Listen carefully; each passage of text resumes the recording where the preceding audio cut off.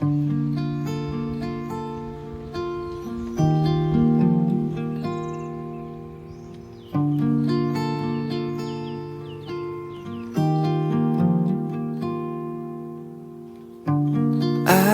want to see you, dear. Hey guys, I'm back. So today I'll be talking about interracial relationships and the realities of being in an interracial relationship.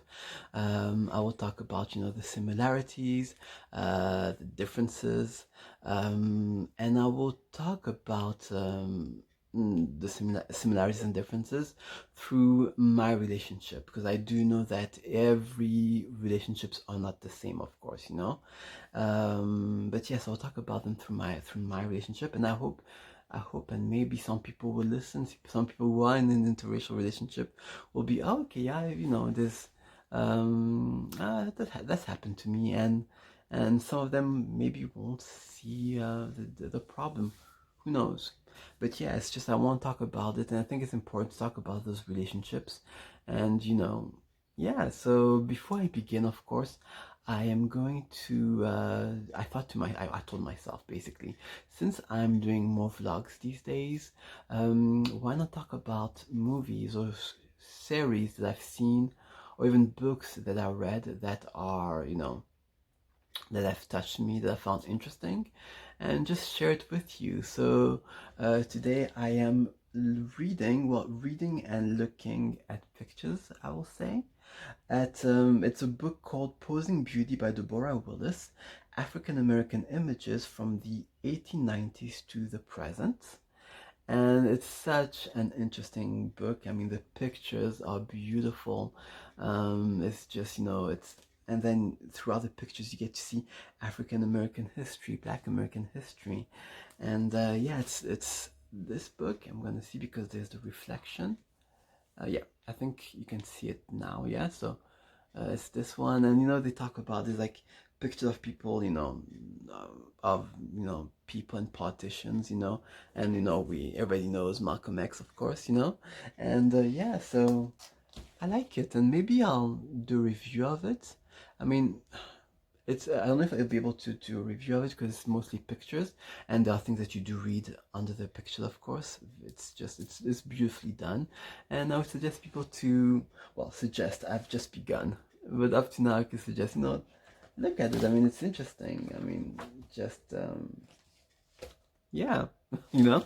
So so let's begin. Let's get to interracial relationships.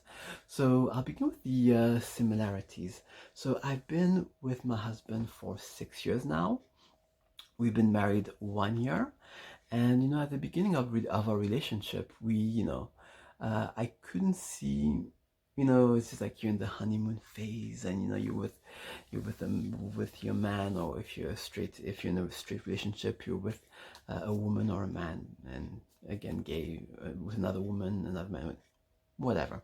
So yeah, so there's the honeymoon phase, and it's just you're very happy, and everything is just wonderful, and things are still wonderful now after 6 years, of course, but after 6 years, there are things, there are realities that you will face, when being in an interracial relationship.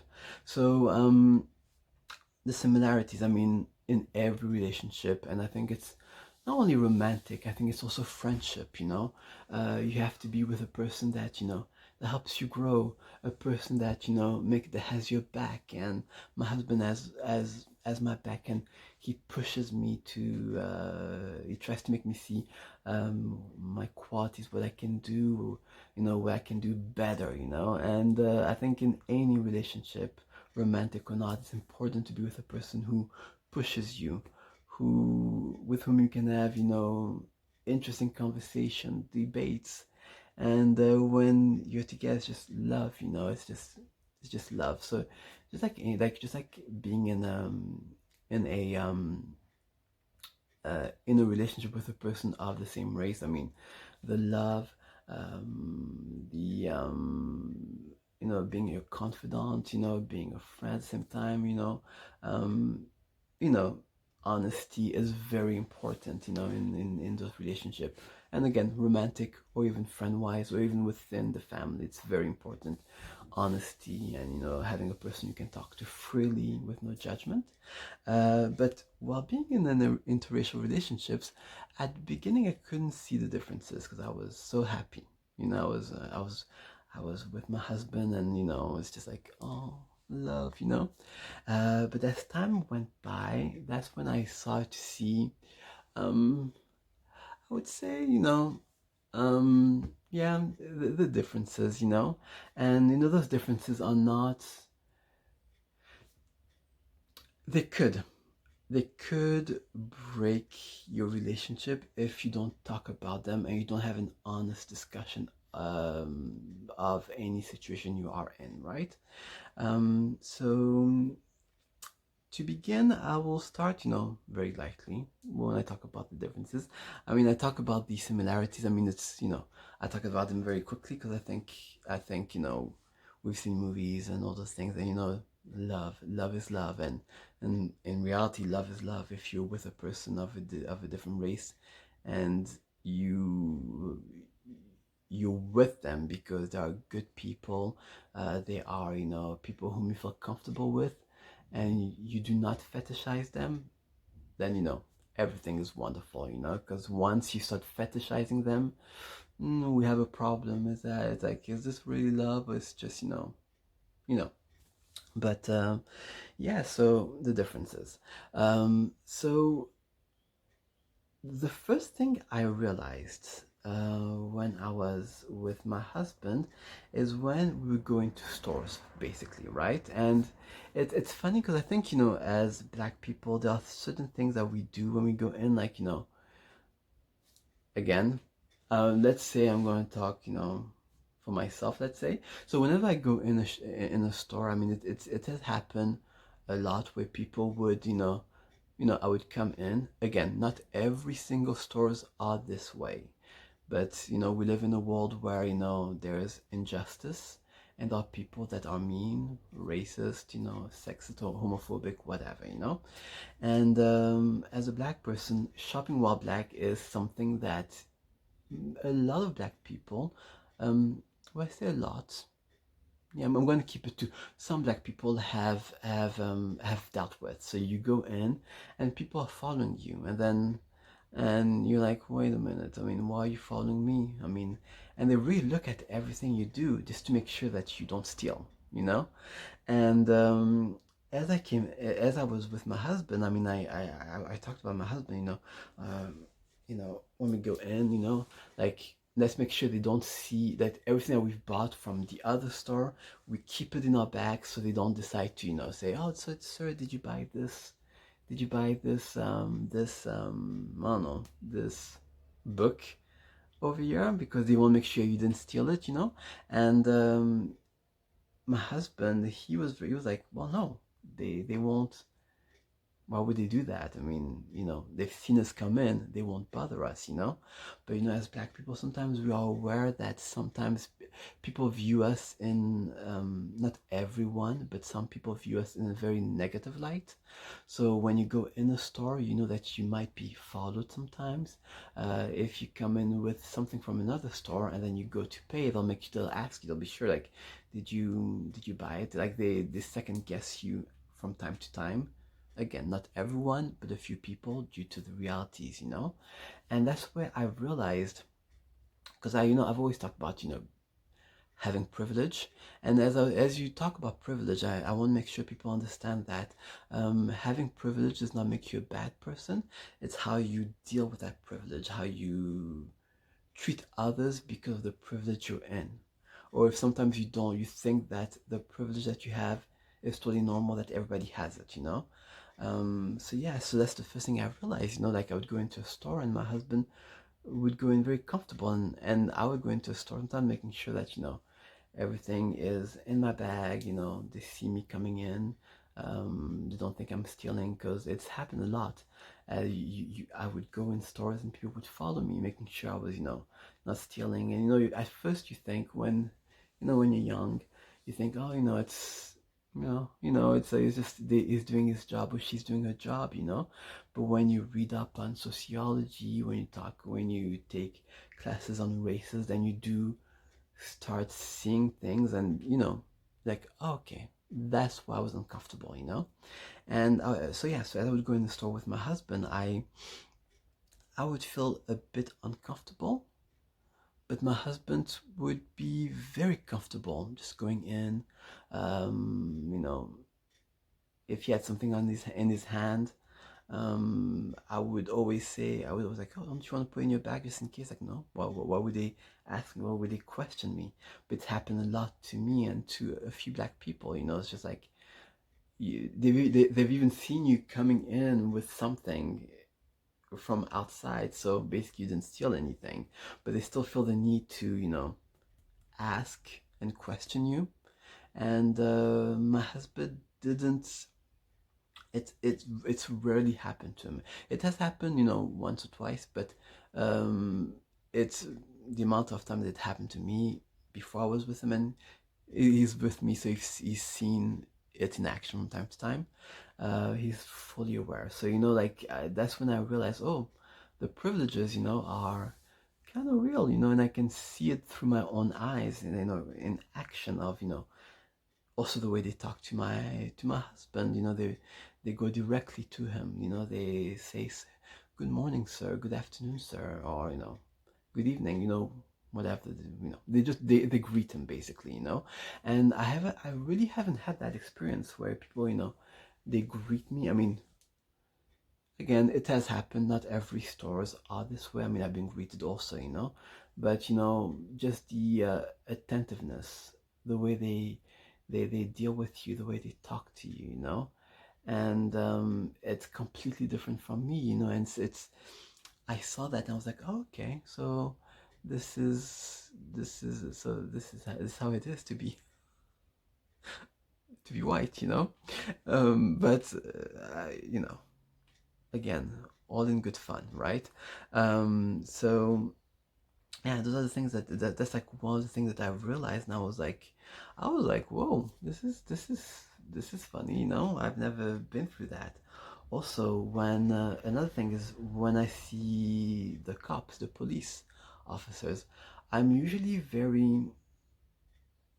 I'm very, oh, yeah, well, let's be real. Whenever I see the cops, I'm always, uncomfortable.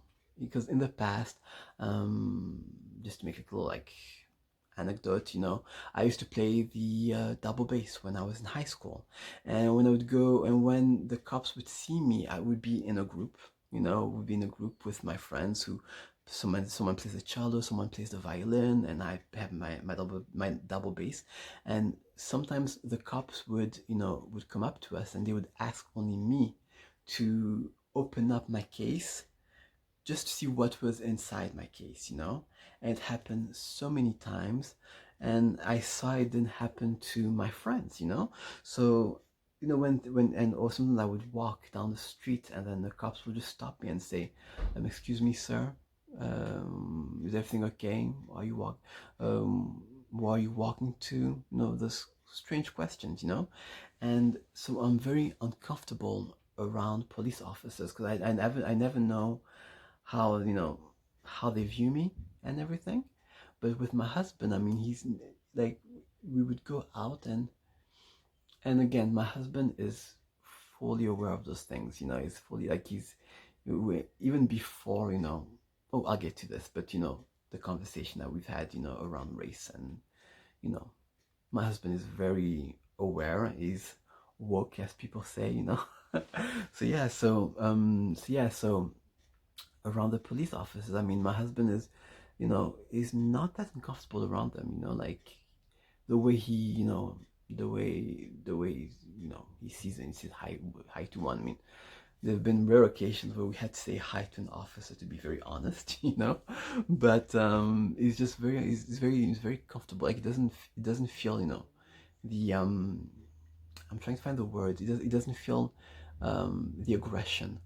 As on my hand, I see a cop and I'm always on edge. I have to make sure that they know that I'm a good person. I'm not gonna steal anything. I'm not running away from them.